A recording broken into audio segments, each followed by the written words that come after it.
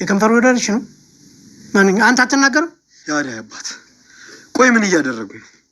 እንደዚህ ማድረጉ አግባብ ነው? ቆይ እኔ ምን አይነት አባት ነው ያለሽ? ስለ አባትነት አንተ አታስተምረኝም። ምን አባክ ልትሰራ እዚህ መጣ? ምን ልታደርግ ግቢ ሰፈር የመጣ? የአደይ አባት ዴቭን ይዘው ይወስዱታል። እንዴ ምንድን ነው ይሄ ይላቸዋል። ይሄ ፀጉረ ልውጥ ነው፣ የከንፈር ወዳጇ ሳይሆን አይቀርም ይላሉ። እሺ ማነኝ ያልክ ደሞ አንተ ይለዋል። አባዬ እሱ ምንም የሚያውቀው ነገር የለም እባክህን ተወው ትላለች። ዝም በይ ይላሉ የአደይ አባት። አደይ ግን ምን አይነት አባት ነው ያለሽ ይላታል ዴቭ። ስለ አባት አንተ አትነግረኝም፣ ምን አባክ ልታደርግ ሰፈሬ መጣህ በማለት በያዙት ቀርቀሃ ይመቱታል።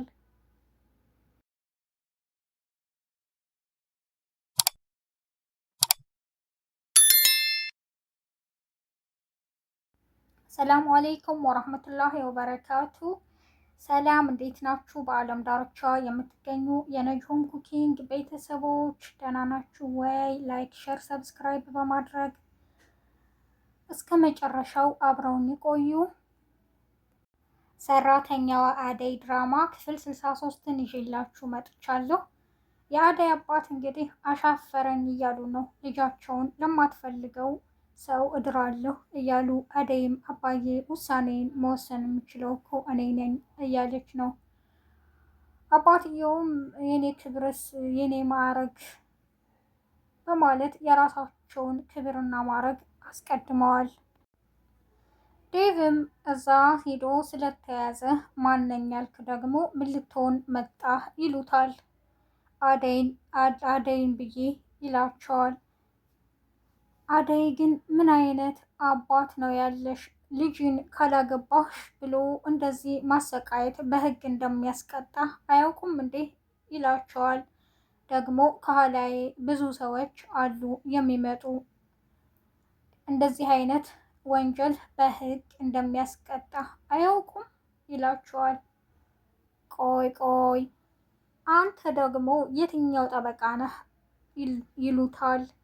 አባዬ አረ እንደሱ አይደለም እሱ ወንድሜ ነው ትላለች አደይ። ወንድም አባሽ ይጥፋ አንቺ ባለጌ ይላል የአደይ አባት። አሁን ስሚኝ፣ ከዚህ ነፃ የምትወጡት አንቺም እሱም አገባለሁ ብለሽ የተስማማሽ እንደሆነ ነው ይላታል የአደይ አባት። እሱማ አይሆንም ይላል ዴቭ። ይሄ እማይሆን ከሆነ ቆይ እናንተ ልካችሁን ታገኛላችሁ በማለት እነጫን ያለን ጠርቶ ይህን ጎረምሳ ልጅ ልቡን አስተንፍሱት፣ አደራ ደግሞ በእናንተ እንዝላልነት ምንም ነገር እንዳይፈጠር ጠብቋቸው በማለት ትተው ሄደዋል። እነጫኔም ለካ ያዙ ይልቀቁኝ የምትየው ከተማ የከንፈር ወዳጅ ስላለሽ ነው እያሉ ይጮሁባታል። ዴቭም ጫፏን እንዳትነካት አንተ ውሻ እያለ ይሳደባል።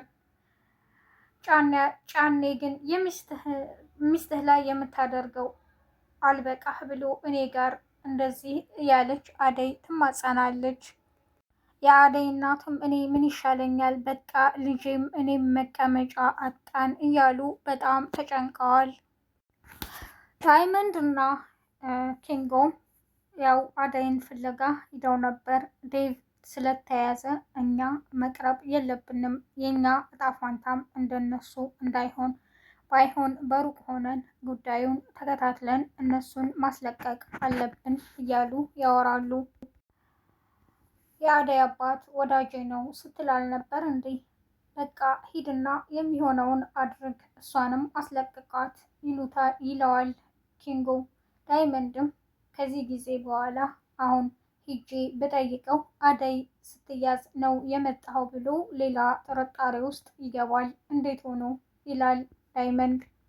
ስለዚህ ኪንጎ አንተ ግን ምን ሆነህ ነው እንደዚህ የምትሆነው በማለትም ምክሩን ይነግረዋል። በዚህ አያያዝ እኮ ዴቭ አደይን አሳልፎ አይሰጥም ይለዋል። እሱ ምን ማለት ነው ይለዋል። አሁን እኔ የምፈልገው አደይን አስፈታትና እንሂድ፣ ችግሩ አባቷ ነበር ከዚህ ችግር ከወጣች በቃ ሌላ ችግር የለም ከኔ ጋር ትኖራለች ይላል። ዳይመንድም ለምን ራስህን ታታላለህ? አደይ በብዙ ሰዎች መሀል የተከበበች ናት። ምርጫዋ ማን እንደሆነ አታውቅም። ስለዚህ በሰው የተከበበ ሰው ምርጫው ብዙ ነው። አንተ ምን ቤት ነህ? ምናልባት እኮ ዴቭን ልትወደው ትችላለች። አንተ እኮ ምንም ራስን ያልቻልክ ሰው ነህ በማለት ይነግረዋል። ኪንጎም ይናደዳል። ይቅርታ ወንድሜ ስለሆንክ በኋላ ተጎድተህ እንዳላይህ ነው የምነግርህ። ራስህን ማሳመን አለብህ። አደይ የኔ አይደለችም ብለህ ይለዋል። ይሄን መቀበል አልችልም ይለዋል። ብዙ ከመከረውም በኋላ እባክህ እኔ ልቤ በጣም ተቸገረ አደይ አደይ እያለ ይለዋል። አንተ በቃ አትሰማም ማለት ነው፣ በቃ አሁን እንሂድ ይለዋል። ቤዛም እነ ኤላ ቤት ቁጭ ብላለች። እኔ ምልሽ ኤላ ባርኮት ስልክ ሲደውል ለእናትሽ እና ለወንድምሽ ስልካቸው አይሰራም፣ አድራሻቸውንም ማግኘት አልተቻለም። እንዴት ነው ማድረግ ያለብን? እዚህ ቤት የምትቆየው እኮ ባርኮት እስከሚመጣ ነው ይላታል። ይህ ሁሉ ያደረገችው ይቺ ምቀኛ ለሊናት አይደለ ትለዋለች።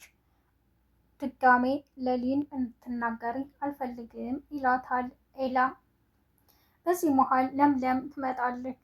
ቤዛ እኔ ምልሽ ይሄ ሶፋና ይሄ ቤት የተመቸሽ ትመስያለሽ፣ መቼ ነው የምትሄጂው? በማለትም ንግግሯን ቀጥላለች።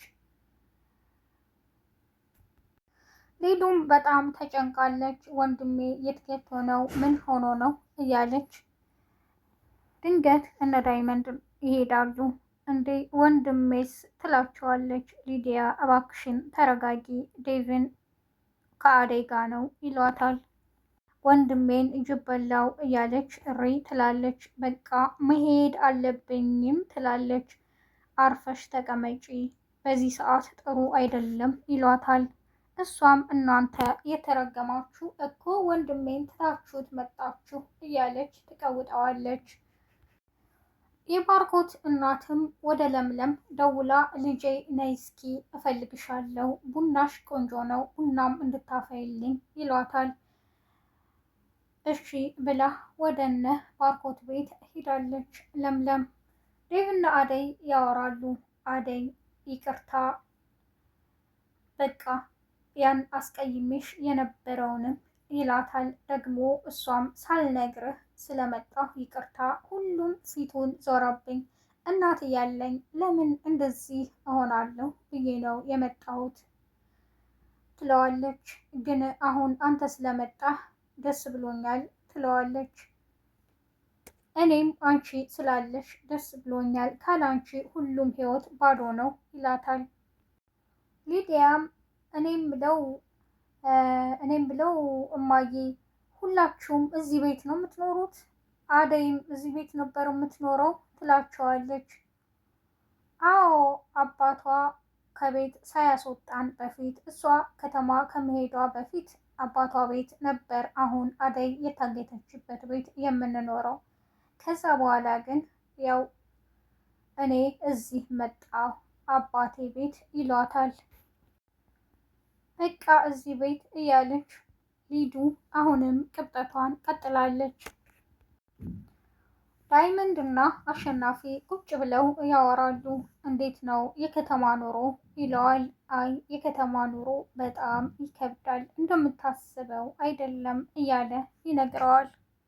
እኔም ምልህ ግን ሮማንን አላየኋትም፣ የት ሂዳ ነው በማለትም ዳይመንድ አሸናፊን ይጠይቀዋል። እንዴ አልሰማህም እንዴ ይለዋል። ዳይመንድ ምኑን አልሰማሁም ይለዋል። ሮማን እኮ አግብታለች ይለዋል። እንዴት ሆኖ? እሷ ገና አንድ ፍሬ ልጅ አይደለች እንዴ ይለዋል። ምን ታደርገዋለህ ደመቀ፣ ቤተሰቦቿ ለጫኔ ድረዋታል ለብርና ለመሬት ብለው ይለዋል። እንዴ ጫኔ እኮ ትልቅ ሰው ነው። አዎ ታላቋ ነው። እሷም ወደ ከተማ እጠፋለሁ ስትል ነበር። የመኪና ጎማ አፈንድቶ ጠልፎ ያመጣት ይለዋል።